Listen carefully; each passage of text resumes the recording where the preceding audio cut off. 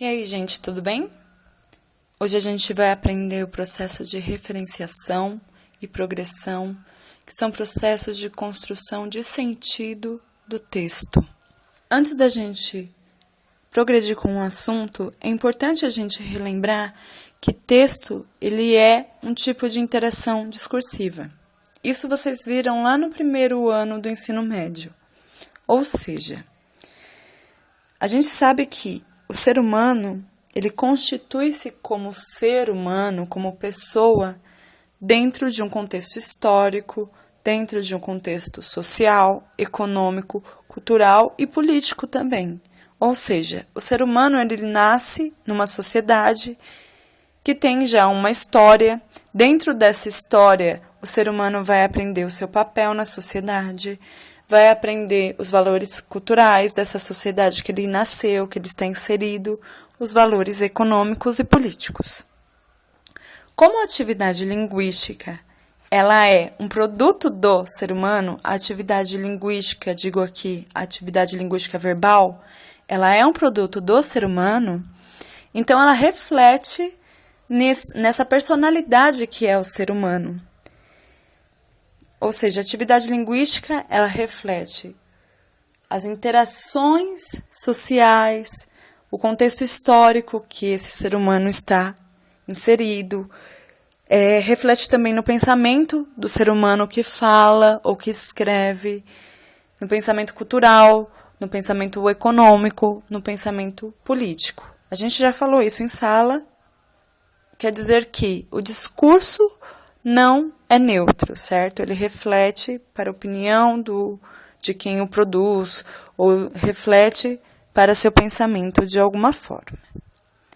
O ser humano molda a linguagem, não só de acordo com regras gramaticais, mas também de acordo com o contexto comunicacional ou situacional, como a gente também já falou em sala. Lógico que, se você estiver com seus amigos numa mesa de bar, você não vai usar uma linguagem formal. Isso é chato para aquela situação. Diferentemente de uma entrevista, que você tem que usar a linguagem formal. Ou seja, a gente molda nosso texto de acordo com o contexto situacional e a gente molda por meio das regras, usando regras gramaticais. E para terminar esse primeiro slide, a linguagem ela é resultado de conhecimentos linguísticos e de conhecimentos sobre o mundo que nos cerca. Para a gente moldar o nosso discurso, a gente tem que saber o que se pede em cada situação comunicacional. Como eu já dei o exemplo da entrevista. A gente sabe que entrevista é um contexto situacional, comunicacional mais formal, que se pede o uso de regras gramaticais com mais preocupação. Você usa mais as regras gramaticais para moldar o seu discurso dentro de uma entrevista. Agora sim, entrando em referenciação. É importante a gente lembrar que toda vez que a gente fala ou produz um texto, a gente sempre tem um assunto para produzir o texto, ou a gente sempre se refere a alguma coisa para a gente produzir a nossa fala. Toda vez que produzimos um texto ou falamos alguma coisa, a gente sempre está se referindo a algum assunto ou a algum objeto. Ou seja, a gente sempre aponta para algo. A referência, ela é a relação entre a expressão linguística que a gente produz e algo que ela conceitua ou cita dentro do mundo. Ou seja, o texto ele sempre é uma relação de palavras e alguma coisa do mundo, algum assunto que está dentro do mundo. Por isso que eu falei tanto de texto e interação discursiva, porque a gente sempre está ligado ao mundo que nos cerca. Não tem como a gente produzir textos que não refletem de alguma maneira o nosso mundo. Por isso que sempre nós vamos produzir um texto ou falar alguma coisa nos referindo ao mundo que nos cerca, nem que esse mundo seja o interno de nós mesmos. A construção do sentido de um texto, ela ocorre quando essas referências estão bem estabelecidas, ou seja, bem apontadas. Quando a gente viu coesão, no último roteiro, a gente viu que a coesão ela é um processo de elencar, muitas vezes, acontecimentos, ou de apontar acontecimentos que ainda vão ser enunciados ou que já foram enunciados. Lembrem-se que referenciação é praticamente o mesmo processo. Ele é o processo de apontar alguma coisa que vai ser citada, que já foi citada, ou de elencar acontecimentos. A referenciação ocorre por meio de elementos linguísticos que estabelecem a conectividade e a retomada de assuntos ou elementos. Isso a gente já viu no roteiro passado, certo, gente? Existem elementos anafóricos e catafóricos. Os anafóricos são aqueles que, de alguma forma, apontam para elementos já citados anteriormente no discurso. E os catafóricos são aqueles que antecipam o assunto que vai ser citado. A referenciação também pode estabelecer a gradação ou sequência de fatos e acontecimentos. Nada mais é do que coesão sequencial, que a gente viu que é feita por meio de conectivos, como conjunções, que são muito usadas para estabelecer esse tipo de relação sequencial. De relação gradacional, né? De gradação. Primeiro, segundo, terceiro acontecimento, elencar acontecimentos importantes ou não. Esses elementos que geram a progressão textual, ou seja, que geram a sequência lógica do texto. Temos aí como exemplo as duas frases. Bons programas estimulam a capacidade de seleção, porque favorecem o cérebro a perceber a qualidade das produções, fazendo-o desenvolver capacidade de julgamento. Quando eu falo fazendo-o, esse "o" é um pronome que está se referindo a quem, gente? A palavra cérebro. Então, ela está, de alguma forma, retomando, apontando para algum assunto já citado. Anáfora. Segundo exemplo, dizem que a recessão no Brasil está acabando, porém, não há resultados que comprovem este fato. Quando eu coloco a conjunção porém aí, eu estou de alguma forma também apontando para um assunto que já foi dito, que é a recessão no Brasil, mas eu estou incluindo alguma informação nova sobre isso. E isso fica muito claro, porque a conjunção, porém, ela tem uma ideia de contrariedade, de contradição. Mas ela contradiz um assunto que já foi posto anteriormente. A referenciação ela também ocorre não só por meio de elementos linguísticos explícitos no texto e que apontem para elementos dentro do texto, mas ela também pode acontecer por meio de elementos que apontem para informações que não estão explícitas no texto e apontam para informações do mundo que estão fora do texto. Temos aí como exemplo a charge abaixo. Robocop vai ao banco. Aí tem uma falinha que está saindo dentro do banco. Mais uma vez, senhor. Então, qual que é o sentido dessa charge aí? O Robocop, que é um robô, certo? Feito de aço, metal, que seja, está tentando entrar no banco. Para a gente interpretar essa charge, nós temos que saber quem é o Robocop, qual que é o material que ele é feito, que é metal ou aço. E nós temos que saber também que no banco, quando há uma porta giratória, como está aí explícito nessa imagem, a gente não consegue entrar com aço e metal, certo? Então, por que será que o Robocop não consegue entrar no banco? Porque ele é feito de aço e tem uma porta aí detectora de aço e metal. E aí, atrás do Robocop está se formando uma fila gigante, porque ele está travando a entrada de todo mundo. Se a gente não conhecesse o Robocop, se a gente não conhecesse o material que ele é feito, a gente não conseguiria interpretar a charge. Ou seja, o texto, de alguma forma, está apontando para elementos fora dele, que é o conhecimento sobre o ser Robocop, que é um ser de um filme. Ele está apontando, está se referindo ao filme Robocop. A referenciação estabelece a relação de sentido e significado por meio de elementos linguísticos ou extralinguísticos, ou seja, por meio de elementos que estão dentro ou fora do texto. Temos como exemplo aí a frase: "O rei do futebol ganhou um museu em sua homenagem. Este museu está localizado em nossa cidade."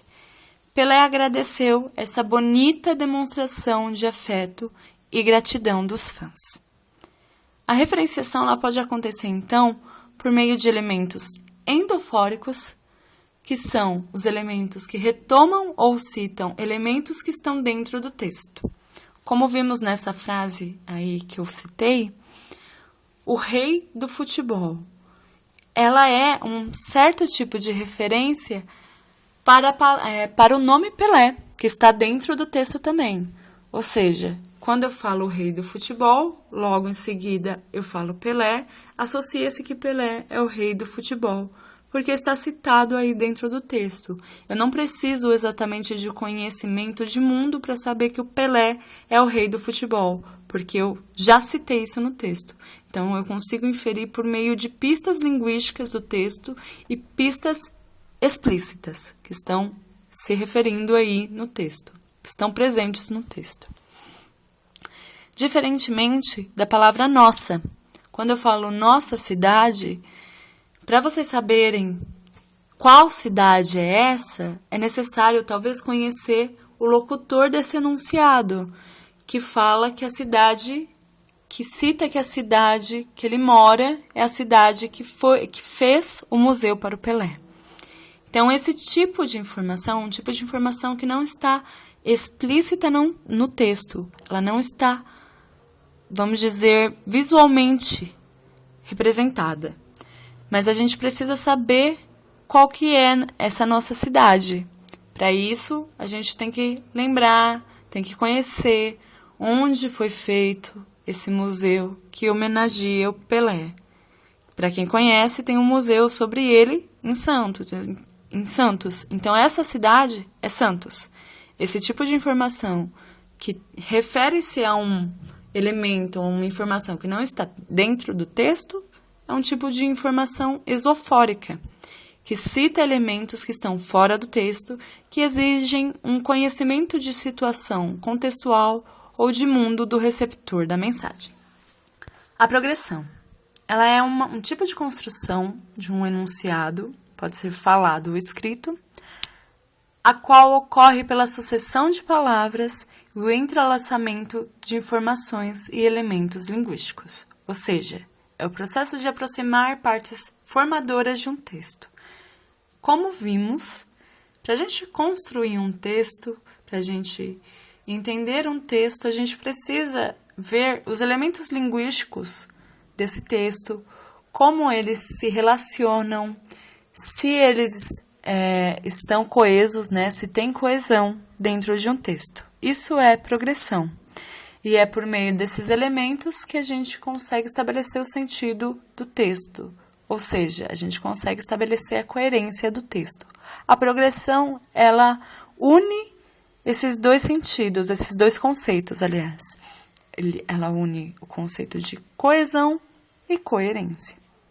A progressão referencial refere-se ao processo de um enunciado, falado ou escrito, que se utiliza de elementos coesivos a fim de construir uma cadeia textual significativa. O que é a função da coesão?